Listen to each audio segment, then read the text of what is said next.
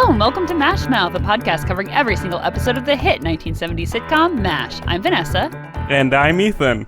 Ethan, okay, so we do this at the top of every season.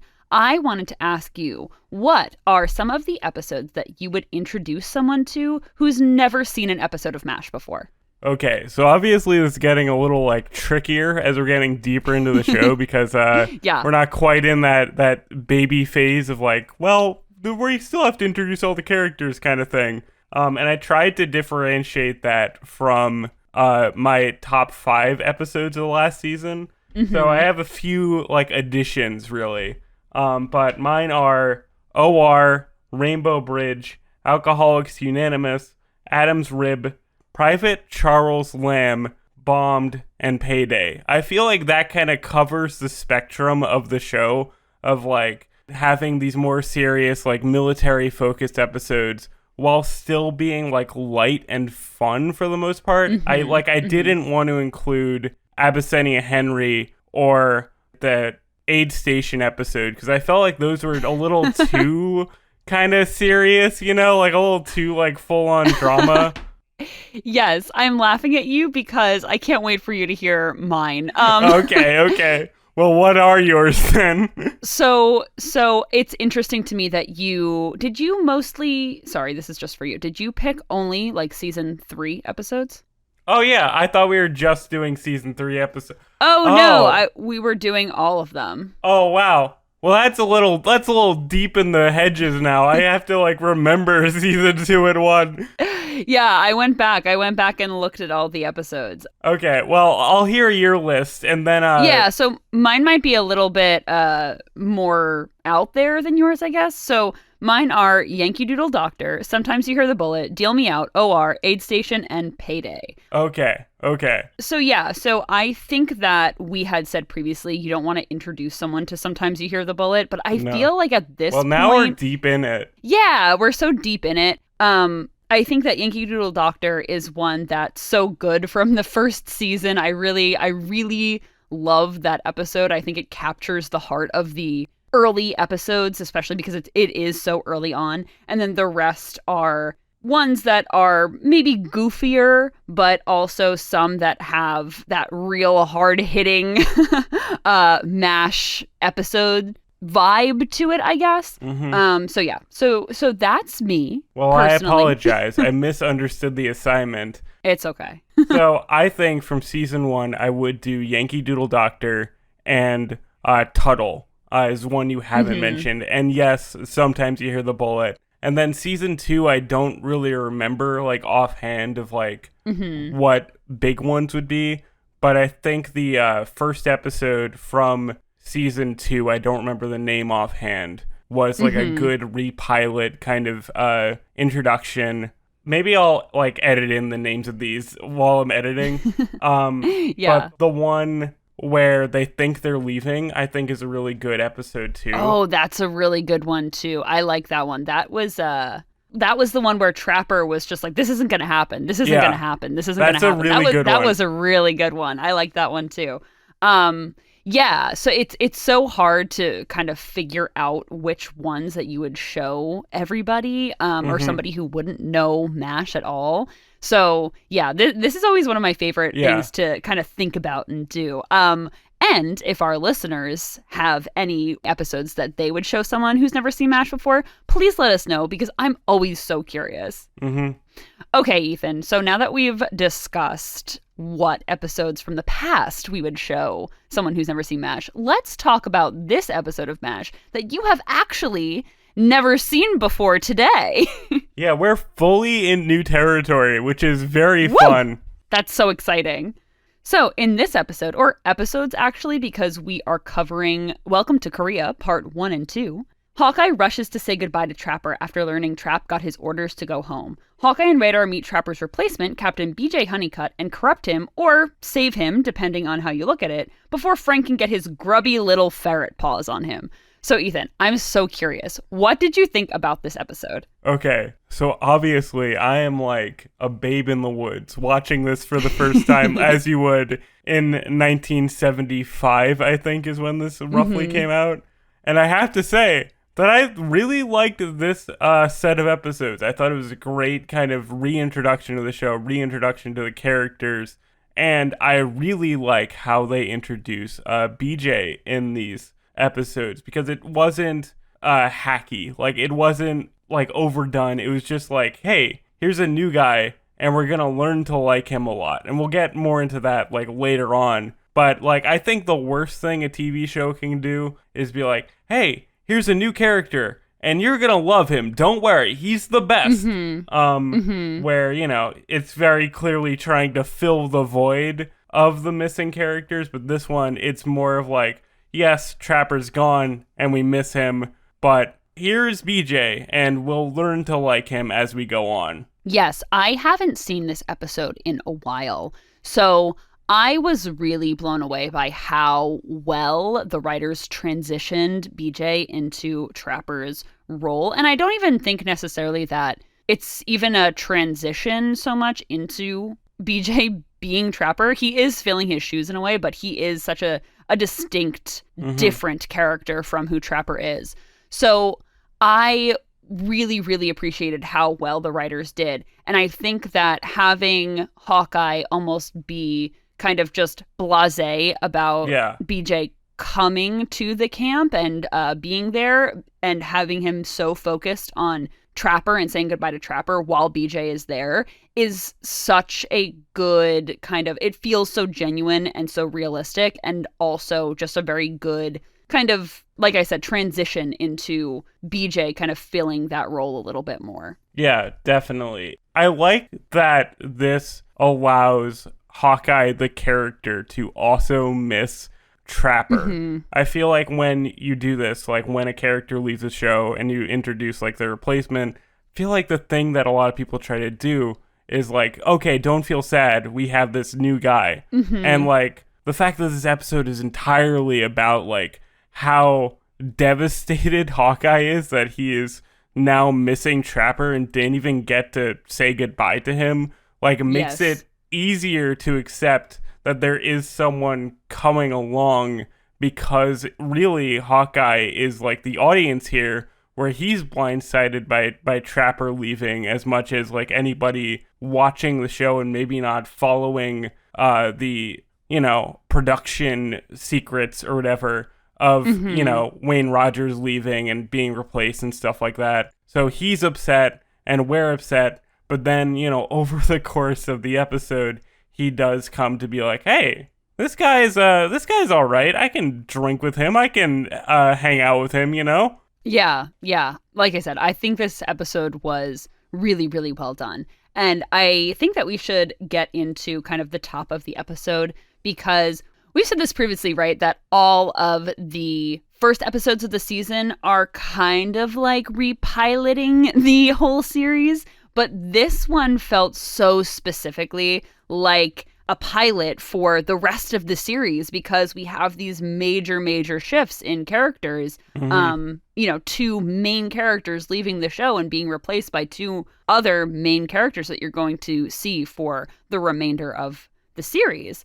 And I really loved how they reintroduced words on the screen for this episode. I love that it was almost like a callback to the pilot episode, but just like 2 years later instead. I thought that was so brilliant. Yeah, because the first episode begins with 1950, the Korean War, 100 years ago. And this opens with text, like a quote about, I think, the Korean War. I forget specifically what it says, but it was like a nice prologue kind of book epigraph to this new series, you know, this new version of the show, where it is a real reintroduction, because we get a lot of like not new information, but a lot of reestablished information. Like we'll talk about this, but this is very much about BJ kind of acclimating to the environment of Korea, where we didn't get to see that really with Hawkeye, Trapper, and you know, the rest of the 4077 in the first episode of the show. So, like, really, this is, like, the introduction that we never actually got, because the first season started and they're already there for a couple months. Yes, I agree with you. I noted this a lot in this episode, and we'll get to that in more of the tail end of this episode, that discussion. But to go back to the words for a second on the screen, I think that the quote from General Bliss was so ominous because it said, Korea, the worst place in the world, or something along those lines. And of course, you know, Korea is not the worst place in the world. But just like in that time during that war, it was so terrible. And I have some information on General Bliss and why that quote means so much at the beginning of this episode. And I'll get to that in trivia. So it's so interesting to me that they included this quote from Eisenhower about him going to Korea and also General Bliss. So I think that this was, like I said, just brilliant from the writers. Yeah. But I also really liked how they shoot right from this really a little ominous, sorrowful, kind of just calm, right into the comedy of this episode, and reintroducing us to who all these characters are. I thought that was very, very in the typical MASH fashion. I really like Frank in charge. We finally get to see Frank kind of have everything he ever wanted, and everyone else is like, oh no. But they're also kind of used to it because it's been a bit. But I love this very simple joke of him saying, oh, you're 2 seconds later than last time. And then Father Mulcahy being like, oh, my watch says that we're 2 seconds early. And, they have the argument, but obviously Frank, respects Mulcahy more than, anyone else in camp because he's, a religious man. And just a little bit of tension there is so funny to me that he doesn't want to, yell at him or, argue. But he's also like, well, I'm the dictator of this camp. I need to be the one to be in charge.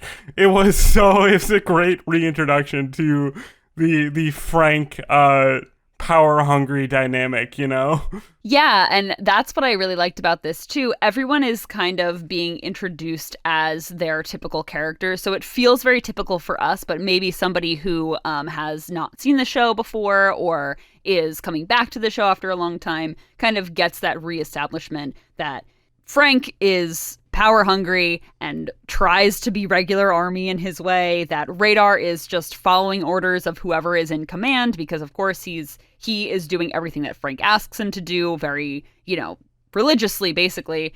That Klinger is dressed as Klinger does, and Hawkeye is not taking Frank seriously at all, and Margaret is kind of just being behind Frank, but actually being the muscle, which we'll get into a little bit later. I just thought that this was such a good introduction to everybody. I love Margaret being the muscle, that she is the woman in charge behind the scenes, and not even secretly.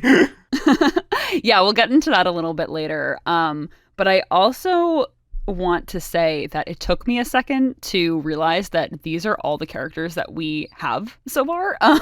That I felt like somebody was missing, and people were missing.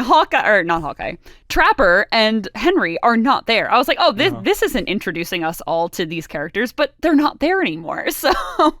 So of course. Way to make me sad, Vanessa. Way to bring down the mood. Yeah. Well, it was just such a funny realization as I was watching the episode. I was like, something feels like, they're missing. Why aren't they introducing these other characters? Who are they? Who are they? Instinctively thinking that that Henry and Trapper are just going to be there. And why aren't they introducing them? Oh, yeah. So they're gone. That was upsetting.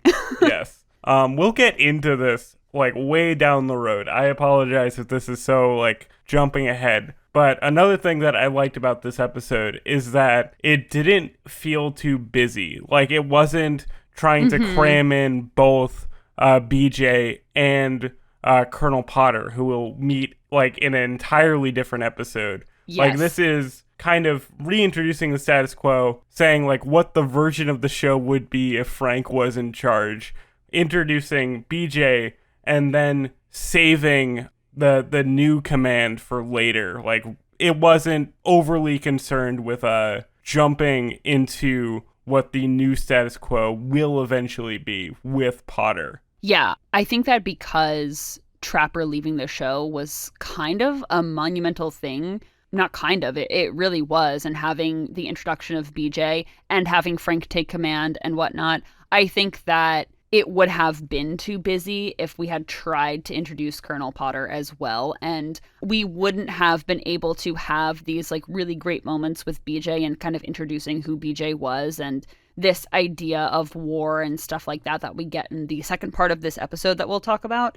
But I want to talk about when Hawkeye finds out that Trapper got his orders, because that was very gut-wrenching. I don't know how you felt about that, but I was quite sad. See, I did know that Trapper leaves the show without saying goodbye to Hawkeye. That's just like one of the things that I knew kind of going in. But I didn't know like how that happens, like how he leaves. Like I thought this would open up and Trapper would be gone and like Hawkeye would know that. Like I was not expecting this kind of surprise that like Hawkeye gets home from R&R and immediately jumps in the shower with all his clothes on, which is very, very funny and very weird and very Hawkeye to do. And, you know, Radar's giving him this like insane, like, we tried to call you kind of manic, worried little speech to him. And he's like, I don't care, just yell at Trapper. And like, he's like, Trapper's gone. And he is just instantly devastated of like, oh no. Yeah. It's so sad because Hawkeye looks really hurt and he says like, Trapper didn't say goodbye. He leave a note or anything for me. And it was just so upsetting because you see the disappointment in Hawkeye's face, like, I can't believe that one of my best friends did this. And I kind of get it that Trapper would have had to get home. He waited as long as he could for Hawkeye to come back, but they couldn't get a hold of him, so he wasn't going to delay any further because, of course, he didn't want to miss his flight.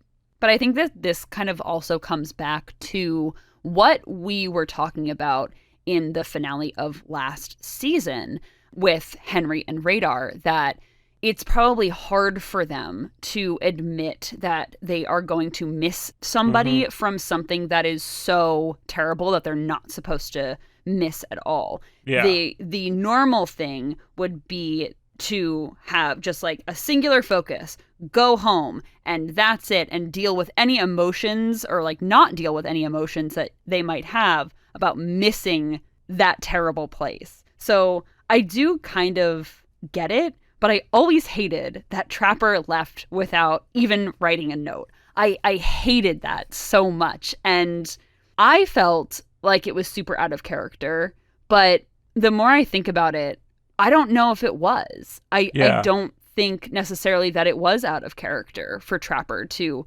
leave and not leave a note for Hawkeye. What do you think about that? I mean, as we've talked about, there was the kind of not problem, but there was the consistent thing of Trapper and Hawkeye kind of being the same guy. But there was the occasional like darkness in Trapper that Hawkeye doesn't have. Like Trapper's more willing to kind of go to dark places. He's more willing to be pessimistic about things. Like the episode where they think they're leaving, he's just like, no, we're not doing that. And I think that this, even if it wasn't intentional, right, kind of goes into that darkness that Trapper has of just like, okay, whatever. He's not answering the phone. I can't get a hold of him. I'm not going to write a note because, like, I can maybe send him a letter. Like, he'll hear from me. I need to go now. Like, I'm sure he was upset about it, right? But he doesn't have the kind of romanticism or the optimism that, like, Hawkeye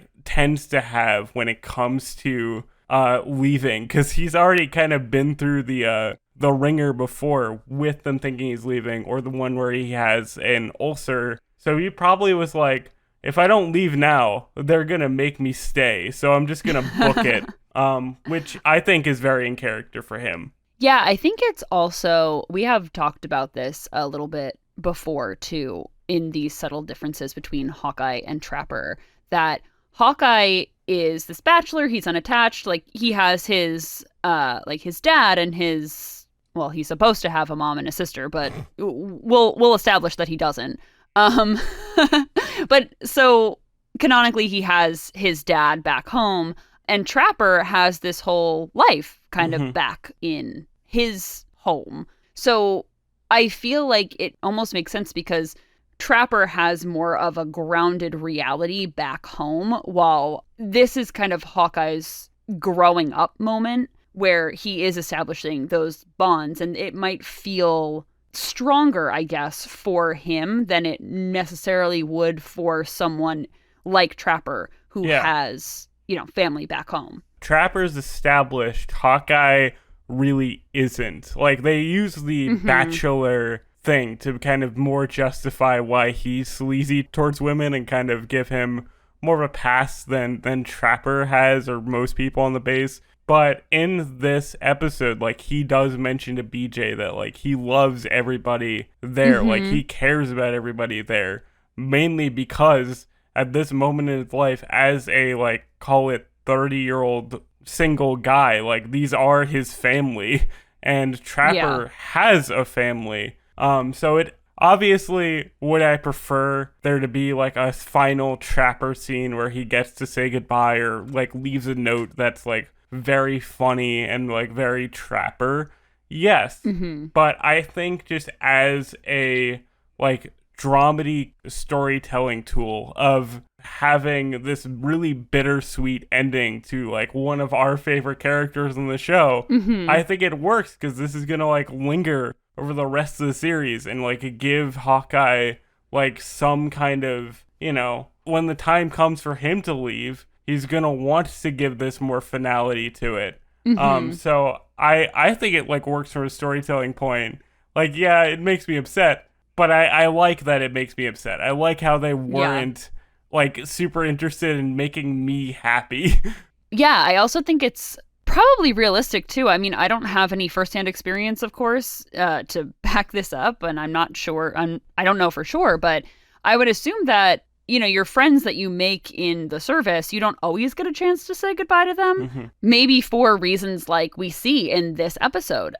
So I would say that that's probably a realistic thing that they portrayed in this episode. Yes. I think so as well. Like, this is a very, like, you're not going to get to say goodbye to everybody kind of moment. And I just have to say, from a outside perspective, the fact that they killed Henry, like, pretty hardcore, like, very sad. I really like that they just let Trapper go home. He's out there. He exists. He could send Hawkeye a letter if he wants to. Yeah, and he will have his own show in Trapper John MD. So we'll get the years after match from Trapper eventually. One day we'll find that show and we'll watch it, and it'll be a delightful time. Okay, so after we kind of established that Trapper is gone, that he left, Hawkeye goes into Frank's office, which again, that's so weird because that's Henry's office, that's not Frank's office. No, it's not. I hate that. It made me feel skeevy. So he asks to go say goodbye to Trapper, and at this point instinctively that Hawkeye is going to do whatever he wants anyway. So this is really just a formality of him asking Frank, like, "Hey, listen, I'm taking off. You're gonna have to deal with it." And Frank and Margaret are like, "No, absolutely not." And of course, he takes off anyway. Because there wouldn't be an episode without Hawkeye completely undermining Frank's authority, would there? No, there would never be an episode where things just run smoothly in the 4077. No, obviously, this is very much a formality. And it's such a formality, I'm surprised they even had this scene. I'm surprised that Hawkeye just didn't jump in a Jeep and go. And, Frank kind of saying, like, "No, you can't," was such, like, a jerk move. I felt like if this was Henry, if this was my man Henry, no questions asked, he would be able to go. But, they're off immediately after this to kind of go see Trapper, pick up BJ, kind of one roundabout thing. And I like their little adventure that they go on. And I like how perfunctory everything with kind of Frank and Margaret is after this point, that they're just kind of there because they they're not really in charge, are they? You know? Well, I wanted to talk about that before.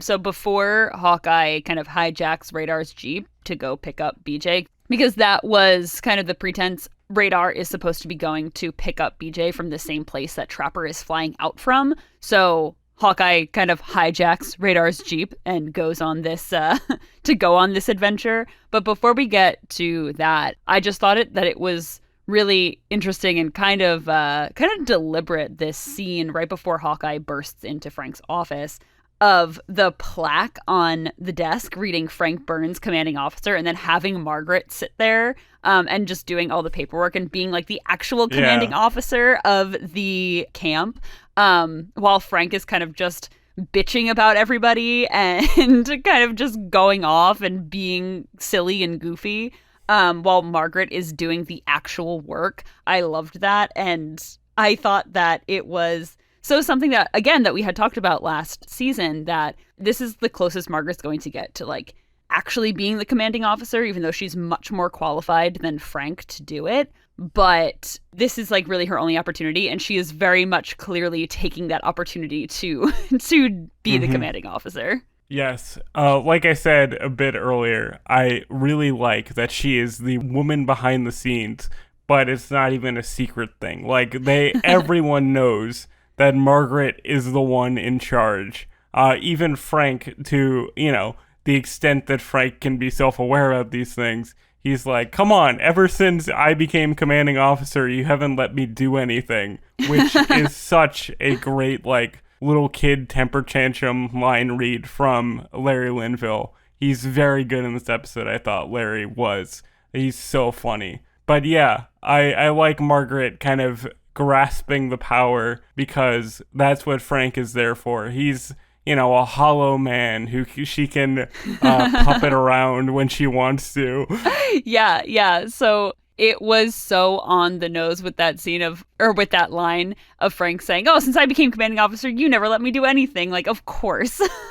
And yeah, so we just all know that Margaret's the real muscle behind this power duo. So besides that, in this scene, after Hawkeye kind of storms out and pretends that he's going to listen to Frank and not go after Trapper to say goodbye, we get it's not a hard introduction. It's more of like a soft launch of BJ. They start describing him in like a very, I felt, realistic way. Like it wasn't an info dump after we already know who he is. It is them kind of reading his personnel file. And I liked that we kind of get a sense of who he is before he even makes it on screen. I like that once again we establish that our two leads are very, very, very good doctors. Like that he's graduated from Stanford, top of his class, that he's like in charge, that he's professional. But we know that this man, because of Hawkeye's eventual influence, will just become a major goofball, and that will be a delight to see. Yeah, absolutely. I loved how Frank and Margaret were so sure that he was not going to be influenced by Hawkeye at all, and that he was going to grow up in Frank's image and stuff like that, because he's established to be, a young doctor right out of residency. So, and Frank is just definitely the person who's going to lead him to become this glorious doctor.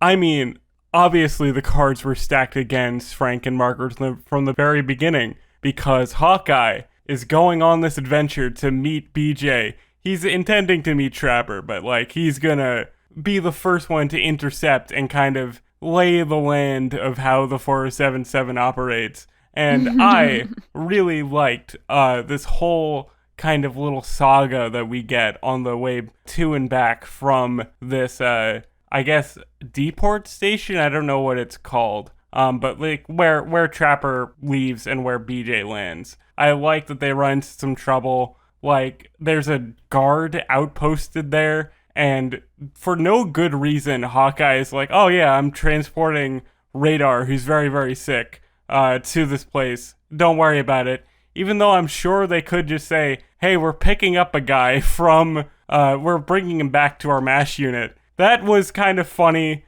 and very in character for Hawkeye to just never kind of fully go along with the military regime, you know? Yeah, it was a checkpoint. And instead of having to do all the typical, like, wasting time checkpoint stuff, he blew through the checkpoint and they stopped him. And he's like, oh, yeah, this guy in the back, he's real sick. So you gotta let me go through. And then that'll come into play a little bit later as well, which I thought was a very funny callback. So I loved that Radar was so jovial when they were riding in the Jeep before this checkpoint, because you know that this is the most fun he's had since Henry left and since Frank took command, because Frank is such a psycho.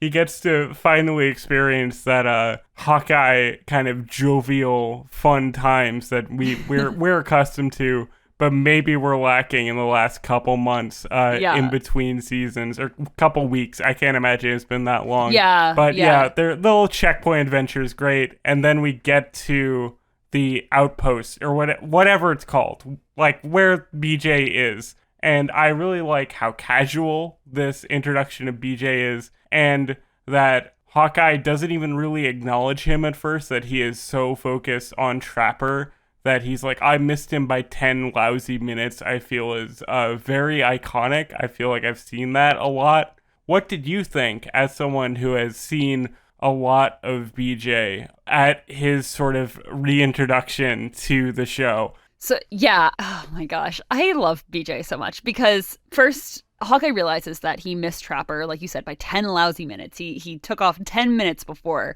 they got there. And it's just like, it's so heartbreaking and so upsetting. And yeah, we had kind of jumped the gun in our discussion a little bit earlier that Hawkeye's not going to see Trapper again, but it really like sets in for you that he's just not going to see him again. He's not going to be in the show anymore. It's very upsetting. But I loved that when Hawkeye meets back up with Radar, he has BJ with him, and he tells Radar, oh, I miss Trapper, whatever. And BJ is immediately like, hey, what's going on? Can I help? Is there anything I can like do to help you? And I think that is just such a good introduction to who he is, of just he is a very nice guy, and he's more than willing to help at any point, even though he literally just got there. He doesn't know this person. Hawkeye's not necessarily being rude to him, but he's kind of ignoring him, like, hey, yeah, like, I don't care who you are. I just missed saying goodbye to my best friend. And still BJ is just like, can I help you? He's like definitely the golden retriever boyfriend type of thing. So I thought that this was, like I said, just a very good introduction to who BJ is and who his character will be for the remainder of the show. Yeah, I'm very excited to learn more about him, because I know that his dynamic with Hawkeye is going to be very different, that he's a very different character. But I really liked this, again, how casual it was, how it wasn't asking you to like him immediately, and how, over the course of this, Hawkeye does warm up to him in a very natural way, because, after this, they take him into the officers' club to kind of get a drink and kind of get settled before they ship out again to the 4077. And I like that they are, committing a bit of fraud with letting a Radar into this. And he's just kind of like, oh, okay, this is what's happening. Kind of letting you know subtly that he is more down to clown than, possibly he could be, but without kind of shoving your face into it, I thought this was a very good, like, mischievous introduction to what would become our main comedy duo, Yeah, I think that even before the Officers Club too, BJ was kind of making comments that you see Hawkeye kind of taking a second look at him, like, oh, hey, you're kind of funny, that type of thing. And I thought BJ was really cute here too, because he was so hesitant when Hawkeye took his captain's bars off of his uniform and put them on Radar's hat so that Radar could go into the Officers Club.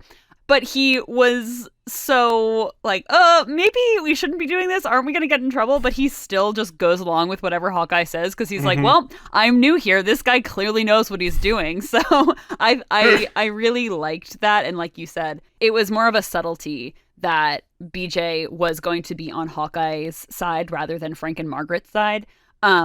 you get that instinctively, by knowing that this guy's replacing Trapper. So, of course, he's going to be more on Hawkeye's side.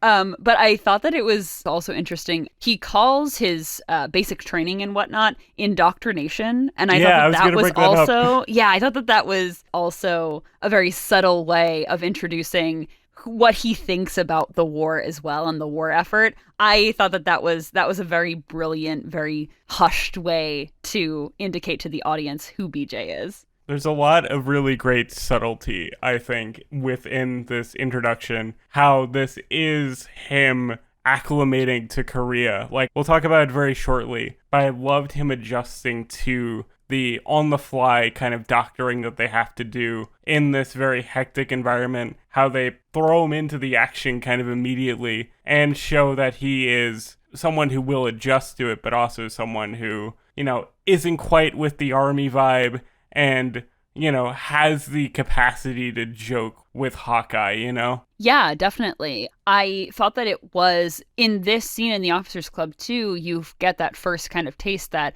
oh, right, BJ is new, and that this whole environment is very jarring and very upsetting to somebody because he hears the planes, the fighter aircrafts going over, and he's ducking and very aware of them. And Radar and Hawkeye and basically everybody else in the Officers Club at that little place, they are so used to it, I guess, by that point. So it was really interesting to see somebody be in this setting for the first time because, like you said before, we haven't gotten that. They were already kind of settled and more or less used to the environment of being in a war zone by the time we got to these characters in the first episode of the first season. So that is your first kind of indication that this is really new blood here. Yeah. And then, they have a little bit of trouble at the Officers Club, but nothing major.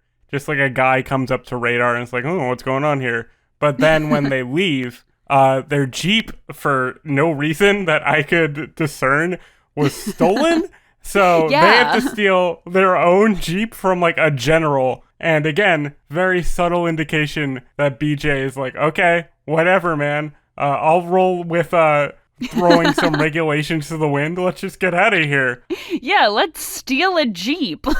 And then, their home odyssey begins. And this is where I think the episode splits into the second part. But it's all one story, really. This next episode, it's kind of all 3 scenes, but they're good scenes. So, they're odysseying home, and what do you think about all this? So before we get to that, I wanted to talk a little bit more about their discussion in the Officers Club before they start going home, because I think that you get to know BJ a little bit here. It's true. You start to understand who he is, who he has back home.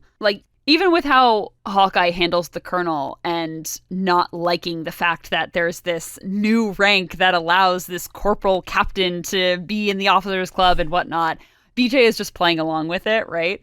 And you also learn that, BJ has a wife at home. He's right out of residency.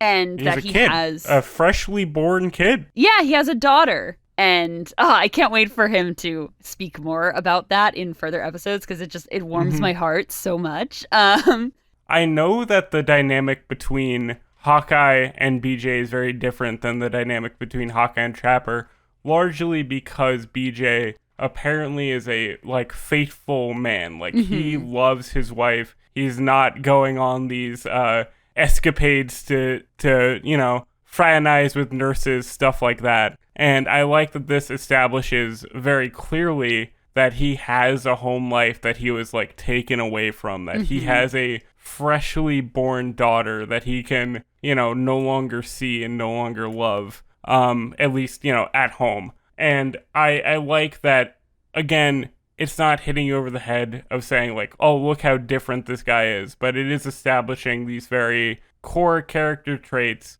that make him very unique. And I think he is a young guy. I think they say he's 28 or whatever, which, obviously that's going to shape him going forward, that the army kind of took him away from his new domestic life, and how Hawkeye, being this kind of rebel within the system can kind of shape him to be like more of the fun guy that, we'll see more of.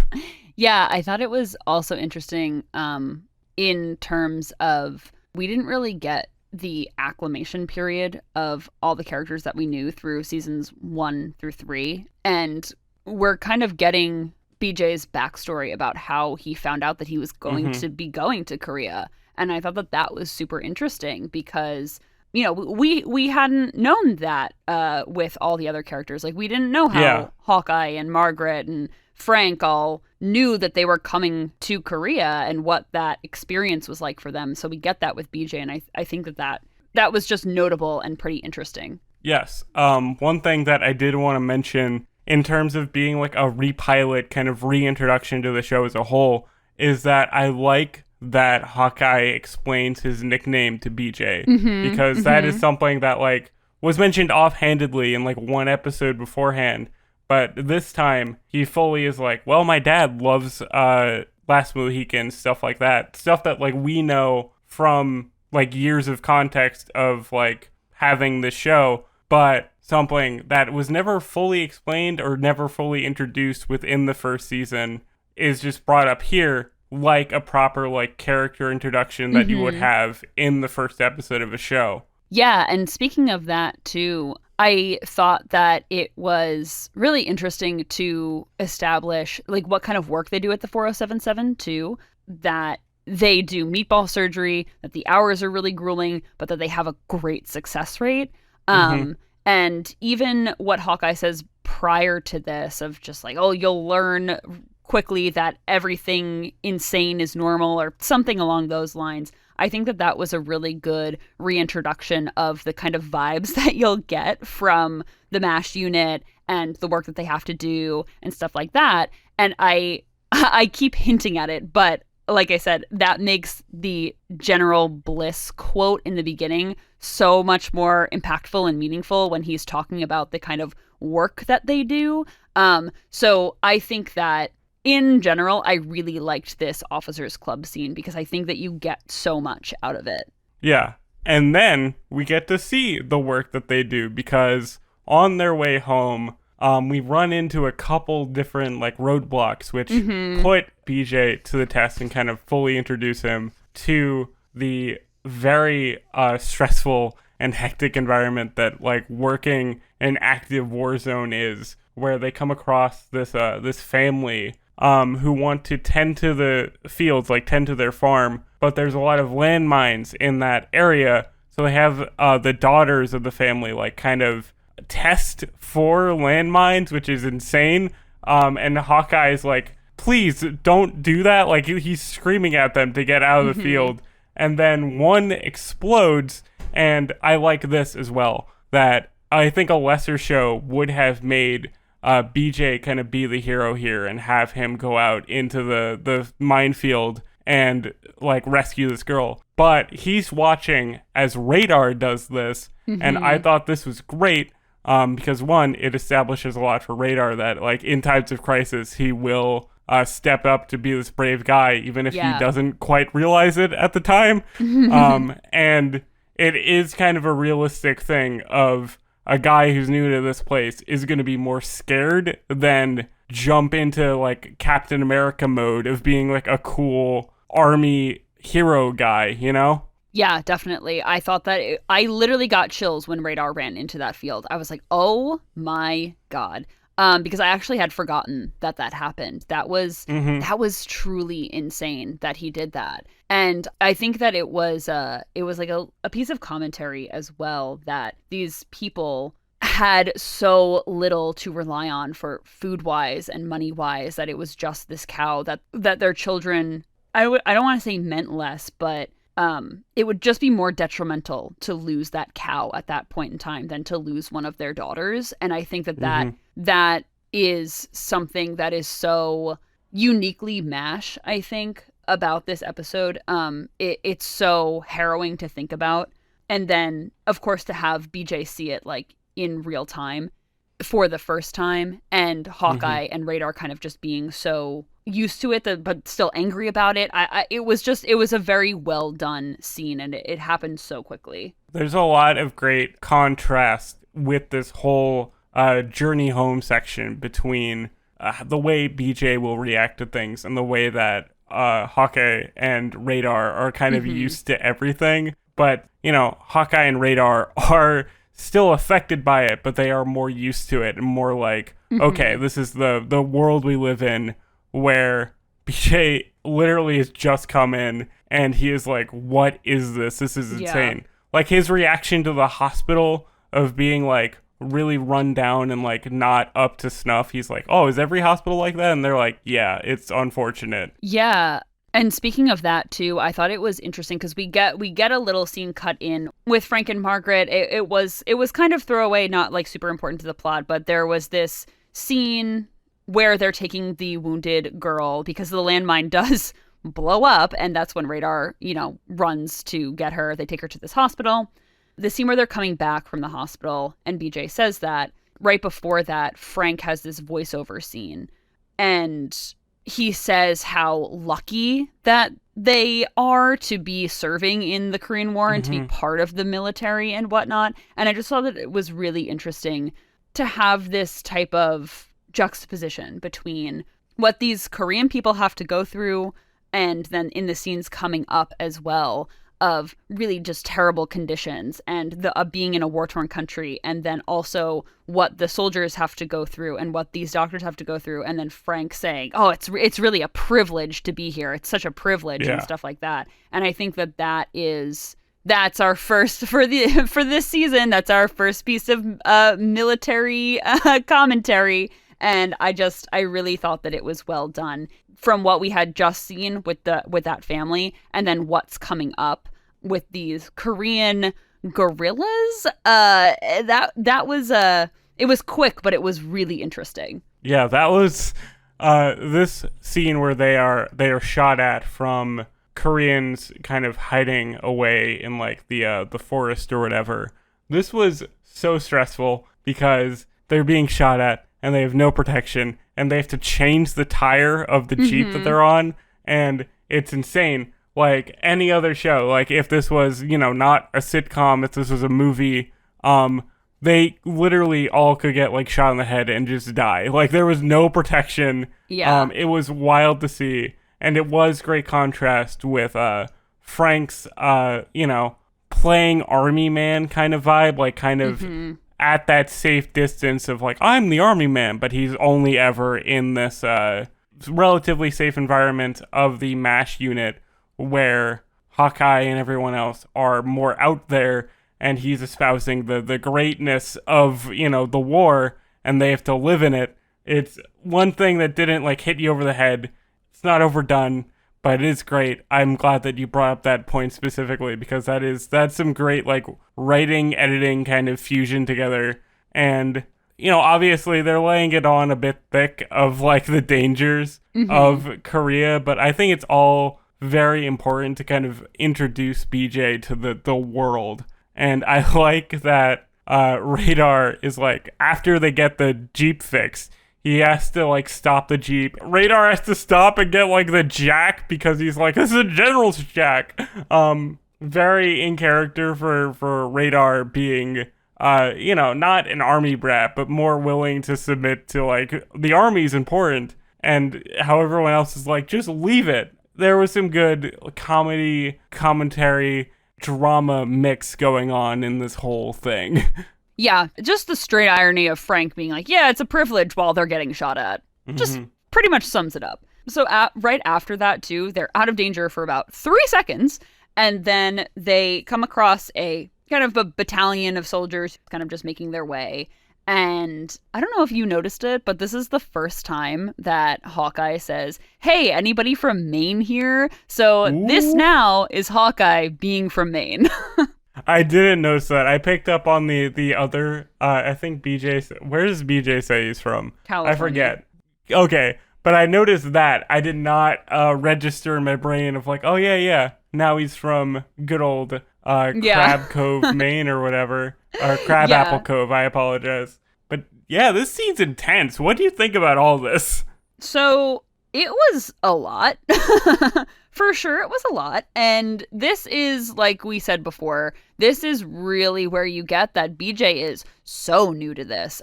Because as they're just moseying their way along, shelling starts and bombs are being dropped and whatnot. And they have to take cover. There are people who are bleeding out. There are dead bodies everywhere. And BJ is just so not used to this capacity, this environment, this danger. And he's not used to... There's this one part where BJ and Hawkeye are talking as the shelling is happening. And BJ says something like, oh, yeah, well, we have to try to save this guy, after Hawkeye had already kind of flipped him over and realized that he wasn't going to make it, or he was already dead or whatnot. And BJ is just not understanding that they do not have the time, the resources, the equipment, the safety to try to save this person as they would in a normal hospital. Even at the 4077, they just don't have it. And this is not typically how the doctors that we know work, but it's not atypical for them to be in this dangerous situation like we saw in Aid Station.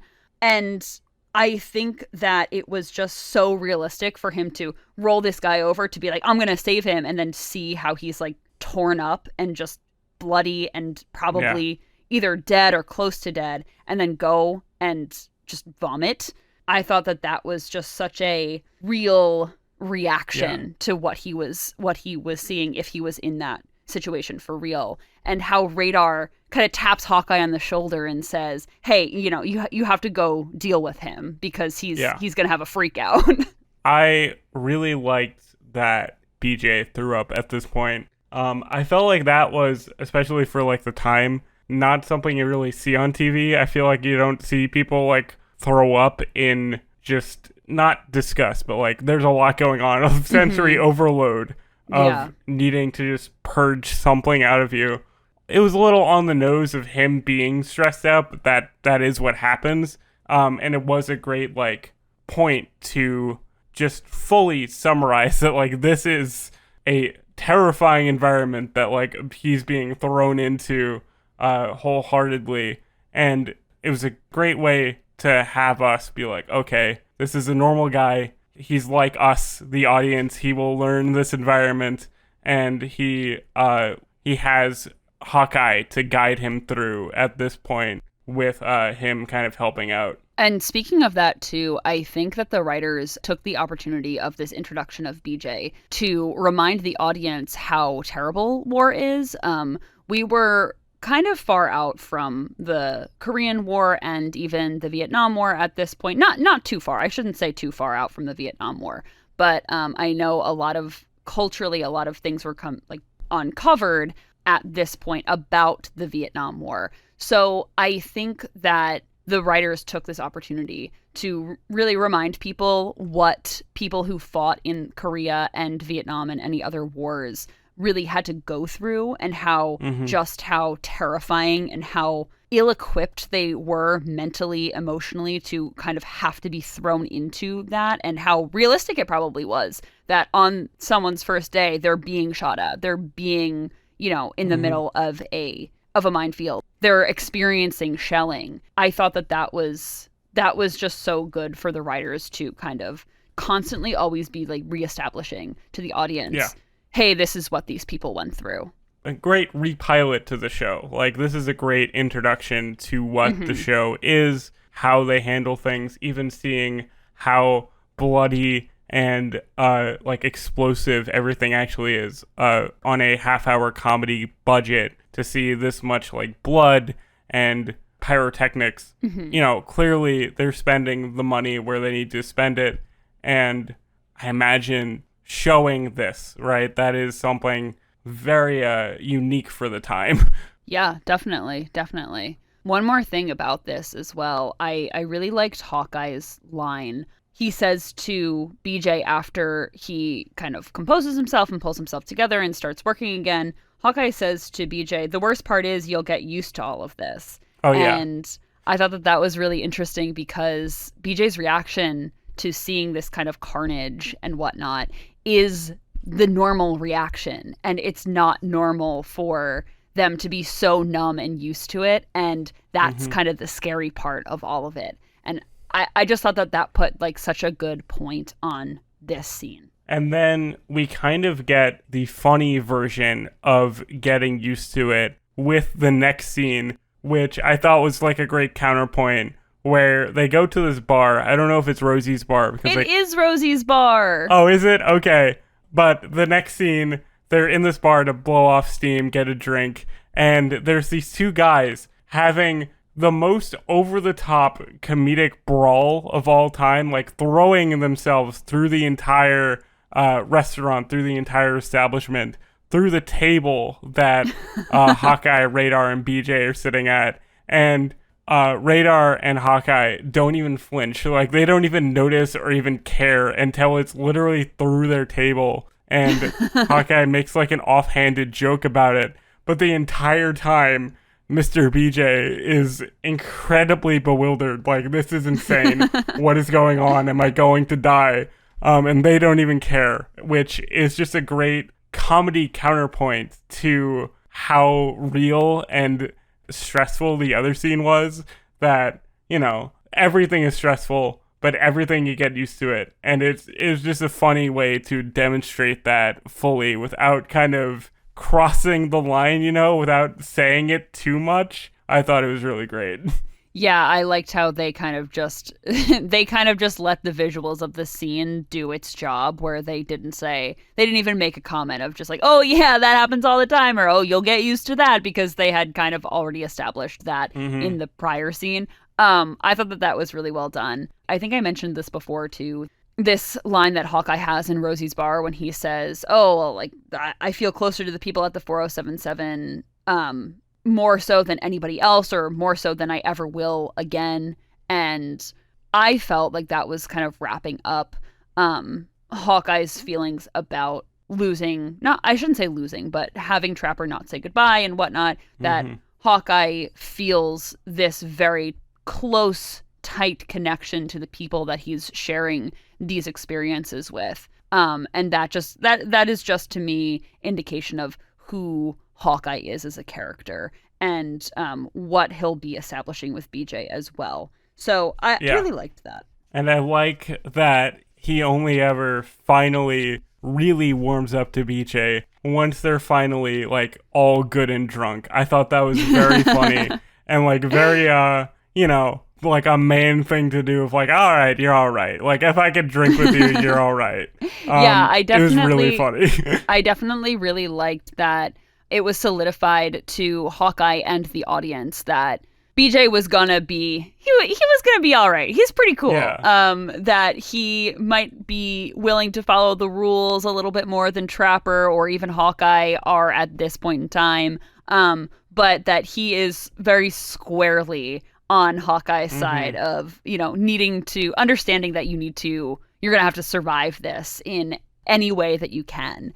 And I think that all kind of culminated into this final scene where BJ finally meets Frank and Margaret, and BJ calls Frank Ferret Face, and just collapses. It was just such a great scene, just so fantastic. That is a great, I don't know if it was the final line, I don't fully remember, but that's a great capper to this whole thing of like the tension of, okay, is this new guy gonna be cool or is he gonna be square? And then immediately the like resolution to that is him very drunkenly collapsing onto Margaret and saying, how do you do, ferret face? Oh, it was delightful. They do such a good job with the show. You could see that Larry Linville was really trying not to laugh. He was really trying to keep it together in that scene. You could see the smirk on his face if you look closely. Oh my god, it was really, really good. Absolutely loved it. But so that was actually not the final line or scene in this episode. Because we get the Avengers-style preview of what's to come. Yes, we do. I know that you have liked this previously, and so have I. But I always really like the credits where they're introducing everybody, or they say who plays who at the very end as the PA announcer. I really, really like that. And we get the introduction of Colonel Potter, and I'm so excited. Yeah, me too. I'm excited to see Colonel Potter, because obviously we've seen this actor before on the show. with, I think, the first or second episode of the third season. So it's funny that they bring him back with a new character. But I really like this introduction that Radar is like sunbathing and he tells Colonel Potter to like buzz off. And they're immediately like, oh, wait, actually, hang on, you're the guy.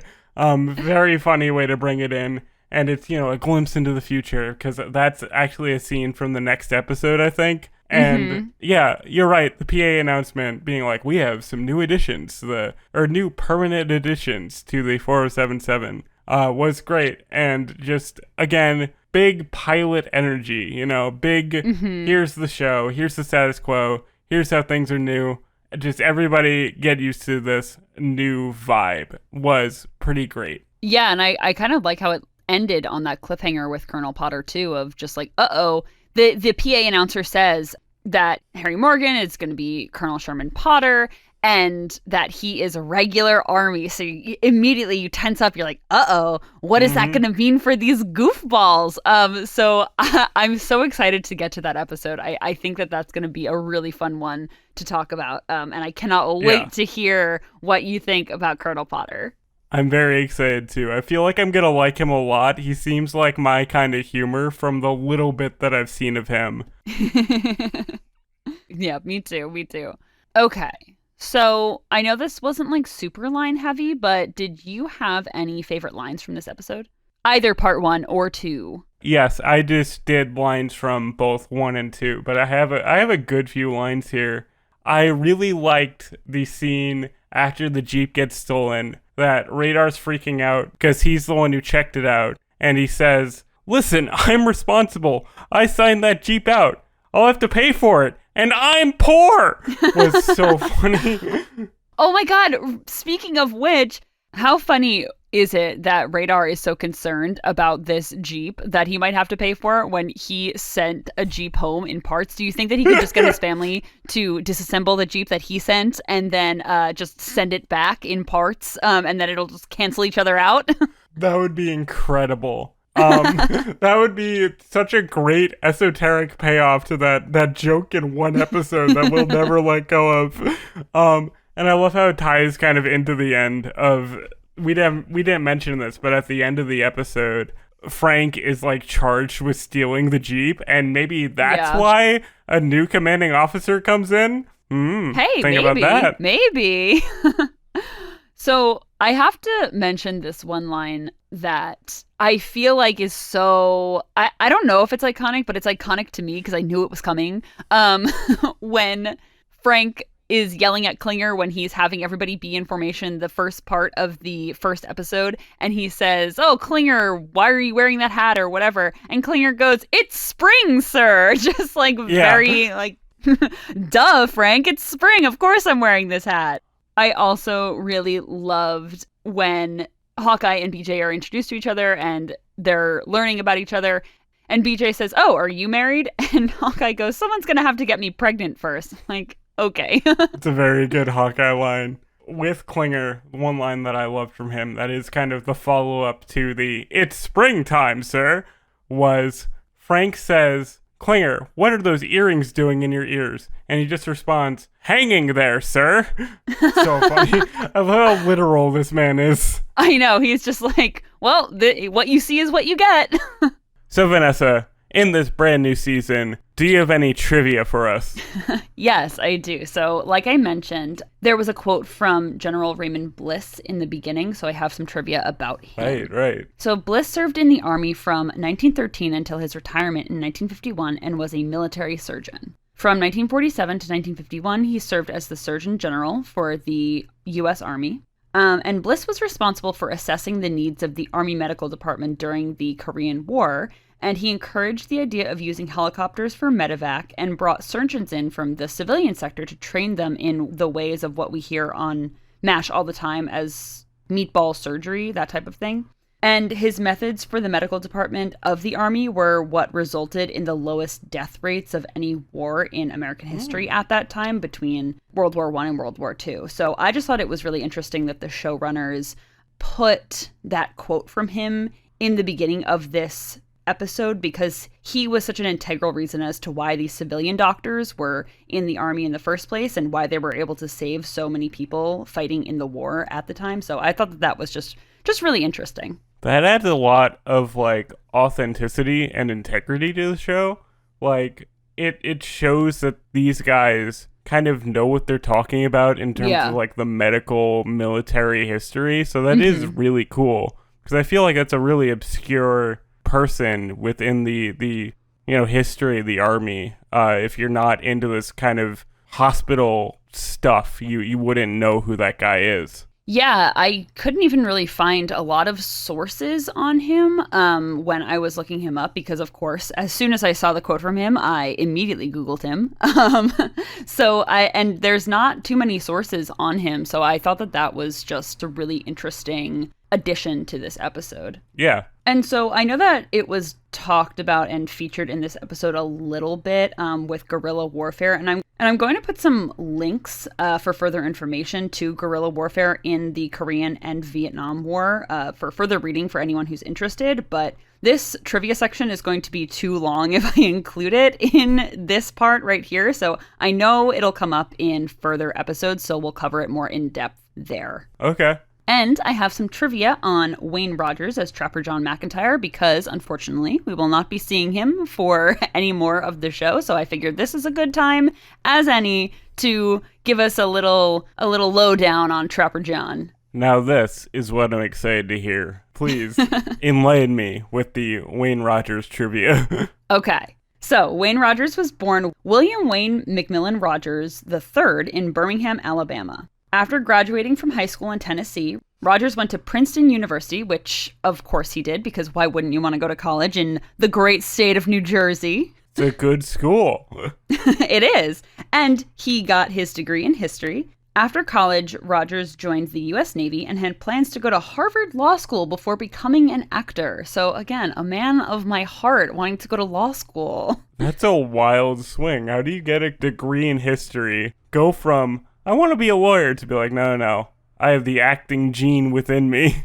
Actually, so he decided to become an actor on a trip to New York when he was still in the Navy, I believe. And he went to see a friend's theater rehearsal and he was like, that's it for me. I'm going to be an actor. So I thought that was cool. That's so cool. I love that. That's amazing. Yeah.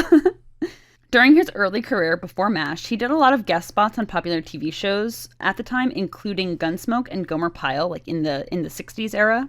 Rogers was also in the 1959 film noir Odds Against Tomorrow, in which he was nominated for a Golden Globe. That's pretty cool. Yeah. Decorated man. Rogers is best known for his role on MASH as Trapper, of course, and apparently he left the show because of a contract dispute. It has also been widely rumored that he didn't like being relegated to Hawkeye's sidekick, while Alan Alda's character got the more complex storylines and fleshed out his character more. I mean, obviously, we don't know, like what the actual reason was, if it is all just rumors and speculation. But now having read the novel, it is kind of understandable as to why he would be frustrated with that, because Trapper is so much like the good doctor of the unit. And in the TV show, it is more Hawkeye. You know what I mean? Yeah, and for anyone interested in further thoughts about that, you can listen to our episode discussing the MASH book, where it all started. Yes, we'll link that in the description, perhaps. And also, according to one source that I found, Rogers was able to leave so abruptly because he allegedly never signed his contract with the studio because he didn't agree with the morality clause in it. So he never had a valid contract and was able to leave basically on a whim. So that's why it was kind of abrupt and sudden that Trapper was just randomly gone.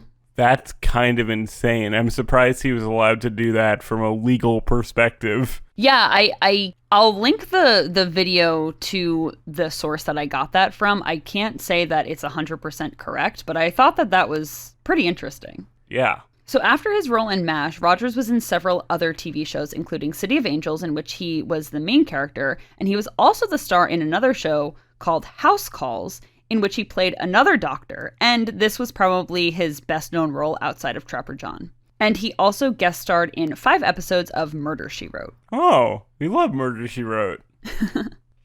He was also in a number of movies and TV movies throughout the latter part of the 20th century and into the 2000s, including The Hot Touch, The Gig, I Dream of Jeannie 15 Years Later, Frozen with Fear, and Nobody Knows Nothing, which was his last acting appearance in 2003. Okay. Wayne Rogers also produced many plays on Broadway, which I didn't know going into this trivia section in my research. This is new to me. Even though he never acted in any Broadway plays himself, he did produce a number of them, some including Grown Ups in 1981, the original production in 1983 of Brighton Beach Memoirs, and the 1985 revival of The Odd Couple. Oh, okay. That's pretty cool. Yeah, pretty cool, right? So besides acting, Rogers also had an extensive financial career during and actually after his acting career. In 1988 and 1990, he testified before the House Judiciary Committee in favor of keeping the banking laws implemented under the Glass-Steagall legislation of 1933 that separated investment banking and commercial banking. And I wanted to explain this a little bit more, but it was too complex for me, so y'all are just going to have to look it up yourselves. We'll have to get a financial expert to perhaps fill us in on the details. And Rogers also appeared regularly as a panel member on the Fox business show Cashin' In during the 2000s, and I believe he even hosted his own financial show on the network for a time as well. In 2006, Rogers was elected to the board of Vishay Intertechnology, Inc., which is one of America's largest companies. He was also the head of Wayne Rogers & Co., a stock trading investment corporation. This is a pretty crazy career he's had. He went from history degree to wanting to be a lawyer to being an actor to certified financial, dude, that's so fun. I love that he has this massive career outside of acting. Yeah, I mean, I knew this going in, but I didn't know how really extensive his career was, so I thought that was pretty cool. I want to find old clips of him on these shows because I just think that that would be really funny because him as Trapper is really the only thing that I know him in. So I just think that would be so funny to see.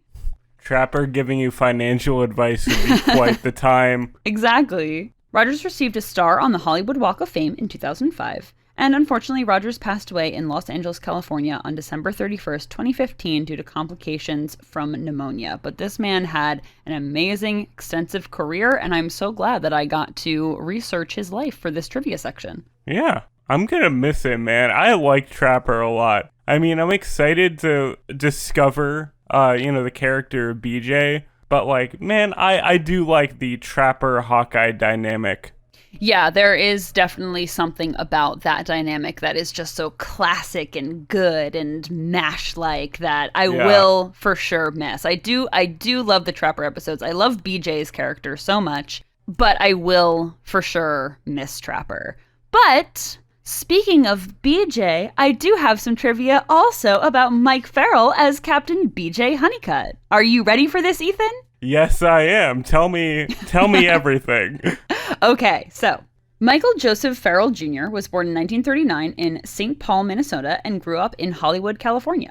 After graduating from high school, Farrell served in the United States Marine Corps for 3 years. And he began his acting career in the 1960s and had guest roles in several notable series at the time, including Lassie, The Monkees, and I Dream of Jeannie. Everybody was on I Dream of Jeannie, I think. If you go back far enough, I feel like a lot of people have guest starred on that show specifically. Yes, and Murder, She Wrote as well. Yeah. I know we kind of glossed over Wayne Rogers being in Murder, She Wrote, but I can't stress enough that basically everybody in MASH has also been on Murder, She Wrote. We'll have to check that out. Maybe we'll do a Murder, She Wrote bonus episode of different episodes that MASH alumni have been on. Yes, because there's so many. It's so much fun. Anyway, okay. So it was always a little treat for me to see the MASH cast while I was watching Murder, She Wrote. So we should talk about that a little bit more. Yes. So anyway, again, before MASH, Farrell was the main character in the soap opera The Days of Our Lives, which is still ongoing, I'm pretty sure. Mm-hmm. And I believe he originated one of the characters in the show as well. So crazy. That's really cool. That is kind of wild. Other shows Farrell did before MASH include The Interns, The Man in the City, Cannon Bonanza, The $6 Million Man, and Marcus Welby, MD. They always play doctors, just different versions of doctors in different shows. Yeah. And as we know, in 1975, Farrell came to MASH as BJ Hunnicutt, which made him a household name. And spoiler, I guess, but he'll be with us for the rest of the series. He was in the rest of the series of MASH. That's good to know. After MASH, Farrell guest starred in several TV shows, including Coach, Murder, She Wrote, like we said, and Matlock. Cool. We love that. He also did voice acting as Jonathan Kent in the Superman animated series in the late 90s, which I thought that you would appreciate. Oh, I love that show, actually. I didn't know that he was the voice in it. That rules. Yeah. Farrell also made guest appearances in movies like Lockdown and Killer Within, as well as appearing in some TV movies. And so I should say, I didn't know this about Mike Farrell going in, and I was elated to find this out. So, oh boy. In 1985, Farrell partnered with film and TV producer Marvin Minoff and created the Farrell-Minoff Production Company. And most notably, the pair were the executive producers on the 1988 Orion Pictures film Dominic and Eugene, which is one of my favorite movies. Oh, I had no idea. I've never heard of that film. Oh my God, it's so good. If anybody knows the movie, it was a little tiny movie. I think one of the actors in it won a Golden Globe, actually, but it was such a good movie. And Ethan, if you watch it, you will know why it's very close to my heart. Okay, we'll have to talk about that off mic, I suppose. Yeah, it's so good. And the two also produced Patch Adams, which starred Robin Williams. Oh no, that's super cool. I love Robin Williams. It's probably one of his more well-known movie roles. Yeah. So outside of MASH, Farrell's most notable role was in the NBC drama Providence, in which he played the main character's father. And later in his career, and more recently, Farrell guest starred in shows like Desperate Housewives, Law & Order SVU, which is, the episode he's in is so good. I would love for you to watch it. Oh boy, okay.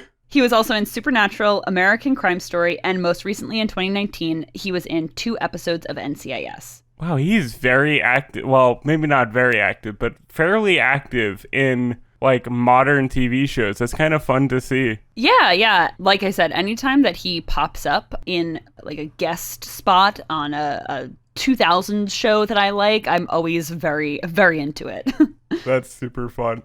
So besides acting, Farrell also has a long history of activism. So for a period of time, he was the co-chair for the California Human Rights Watch. He is a founder and current president of the nonprofit organization Death Penalty Watch, and he received PETA's Humanitarian Award in 2001 after he did a public service announcement for animal abuse. Oh, we love that he's also a good dude. That's so nice to hear. Also, in 1985, Farrell went to El Salvador to help with the humanitarian effort due to the ongoing civil war in El Salvador, and he actually assisted in a surgery while he was there, which, that's so cool. Whoa. Yeah. MASH bleeding into real life. Yeah, it's like amazing. Farrell is also really active in the Screen Actors Guild, and he was elected first vice president for the Los Angeles Screen Actors Guild in 2002, and he served in the position for 3 years. He also served on the board for the Military Religious Freedom Foundation. Oh, that's interesting. Yeah, so pretty cool guy. We love the Screen Actors Guild. We love good unions in this town. Yes, we do. Cool to see. So also an interesting and fun fact, Farrell's daughter's name is Erin, which is the same name of BJ's daughter in MASH, and Farrell's wife at the time, Judy Farrell, was also an actress and played guest spots as a nurse in the show. Oh, that's so fun. I love stuff like that. That's my favorite kind of guest star trivia. Me too. And Farrell is still alive today. I believe he's residing in California, and he is 84 years old. Him and Alan and Alda he's still, going strong. Yes, I was just going to say, he is still besties with Alan Alda, and they did that one episode of Alan Alda's podcast together where they acted out the ChatGPT episode of MASH, so I can't wait to read that. There's new MASH content out there. We just have to go listen to a podcast for it. Ain't that a delight? So good. Okay, so Ethan, I felt like this episode was a little bit hard to give a martini rating to, but holistically, with the part 1 and part 2, what martini rating would you give to this episode? I mean, I thought this was pretty good, and obviously, the way we've talked about this, we had a very good time discussing it. So I have to say, for what this episode is trying to do as an introduction to BJ and kind of a reintroduction to the show, I might have to go 5 out of 5. Like, I really have no problems here. Wow. I think it works for what it's attempting. So, like, that's all I ever really want from an episode of MASH, to be, like, a very clear identity, you know, and this has a very clear job to do, and I think it succeeds. Yeah, I agree with that. I mean, objectively, I would say that this episode probably out of my just like general enjoyment would be like a 3 out of 5. I think that just in terms of trying to do this introduction is so hard, you know. I think that they really hit it out of the park with this one. But 3 out of 5. No, but in terms of like I would agree with you that with what they're attempting here, just like the magnitude of how different this series is going to be going forward, I would say it's like a 5 out of 5. They really did this introduction great. Just in terms of just a general MASH episode, I would say it's a very like 3 out of 5, 3.5 out of 5, just in general enjoyment. So that's me. I respect that. I disagree, but I respect it. We love a disagreement on MASHmouth. It rarely happens, but we love it when it does. Yes. Okay, so just to wrap up, we'd like to give thanks to Jacob Furibalco for being our technical consultant, Melissa, my sister, for cover art, and of course our listeners, thank you so much. Our music, social media, and contacts for the show are linked in the description as always. And join us next week for Season 4, Episode 3, Change of Command. But until then, steal a general's Jeep and blame it on Frank Burns. Goodbye, farewell, and amen. Bye, everyone.